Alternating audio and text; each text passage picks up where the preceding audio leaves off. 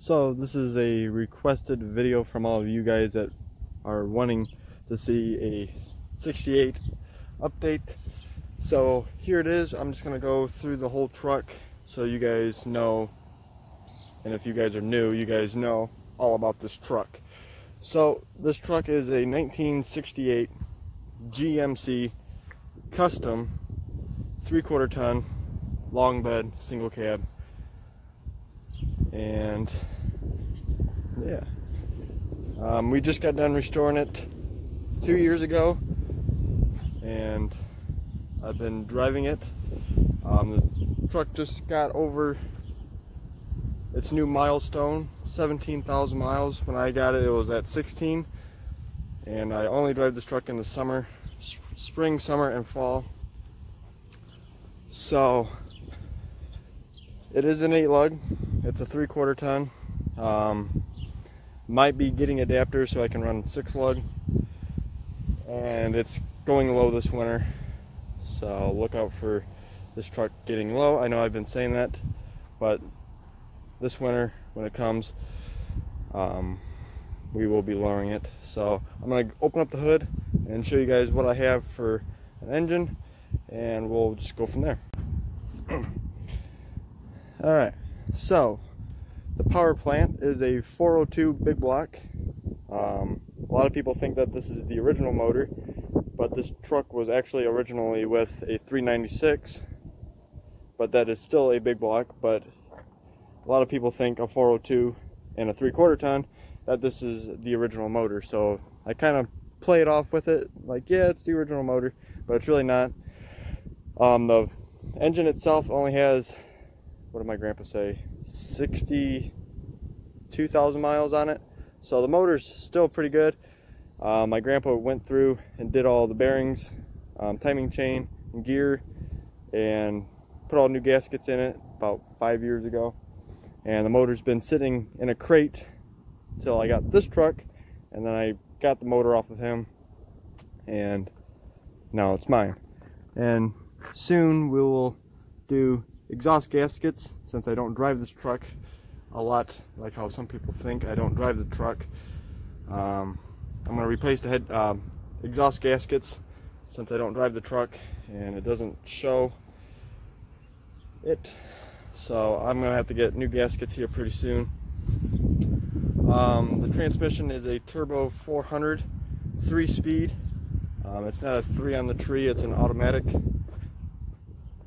This truck was a floor shifter at one time because it has the bolt-in tunnel, which a lot of the trucks don't have that. So the truck was at one time a manual, and well, it doesn't have the hole in the firewall, so I don't know what the backstory on that was, but yeah. But it was a frame up restoration.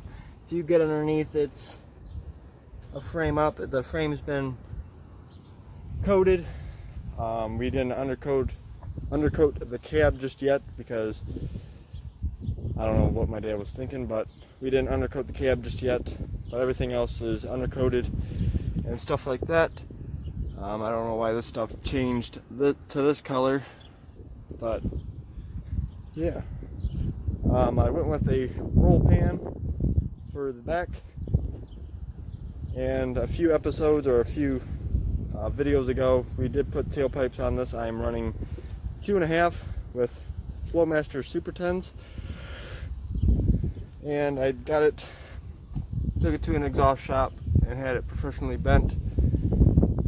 So yeah, and the interior wise,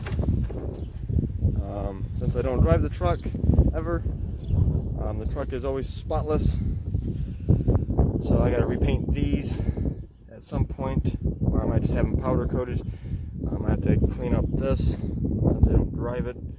I don't know how this dirt gets in here, and my carpet gets all dirty and stuff, so yeah. Got my little test dummy, my duck with my helmet. We did figure out the overheating issue that causes vapor lock. It was my clutch fan, and my truck runs at 195 all the time, So, and yeah, with just a tap of a key, you're up and running. 60 pounds of oil pressure.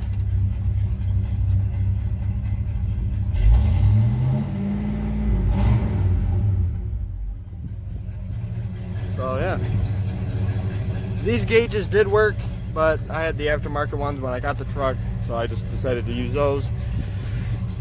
Eventually I will get these to work and get rid of all that. Not the stock steering wheel. That came off of a Suburban. This came out of a Suburban when my grandpa had it back in Colorado. So the truck was pretty clean for rust because it came from Colorado. Because they don't use salt out there, they use sand. And the seat is really good. And it's dusty from my butt. But yeah, I do have dice. Whenever I go to a car show, I hang them up. They're from Canada because a viewer gave them to me when I went up to MIS. So yeah, and there's always a few things that I still got to hook up. This truck never did come with cab lights, but I put them in. So I debadged it. There was some badges that went right here, and this truck did come with trim all the way down and up and around where the body line is. I did away with all that. These are supposed to be orange, but I put red ones in, and they're LEDs. I still got to wire those up. Those came from LMC as well.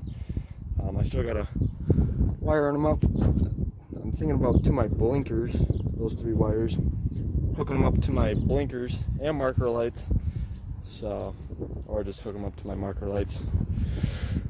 So yeah, I'm gonna start this truck up, let you guys hear it, rev it up a few times, and that will conclude this video. It has a Dana 60 rear end, the better rear ends out of the Danas. It's the bolt instead of just the little C-clip that blows out and then your truck's pretty much destroyed. Back when my grandpa had the truck, he filled in the tail lights and the little pockets up top, and there's a few other things that he did.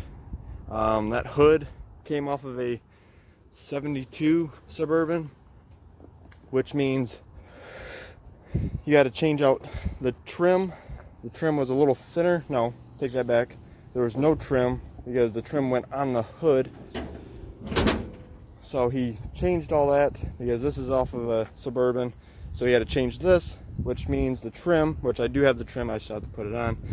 The trim was thinner, but now it's the fatter one, which makes the truck look a lot more aggressive on the front. So yeah, let me start this truck up and let you guys hear it.